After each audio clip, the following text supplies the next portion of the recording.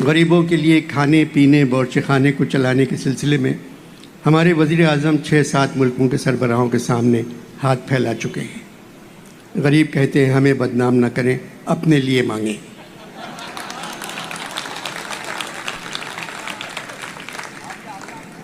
टुक हिर्सो हवस को छोड़ मियाँ, यहाँ मियाँ का लफ्ज़ बहुत अच्छा लग रहा है मुझे। टुक हिर्सो हवस को छोड़ मियाँ, मत देस बदेस फिरे मारा। जब चलते चलते रास्ते में ये गोंद तेरी ढल जावेगी, एक बधिया तेरी मट्टी पर भी घास न चरने पावेगी। ये खेप जो तूने लादी है सब हिस्सों में बट जावेगी।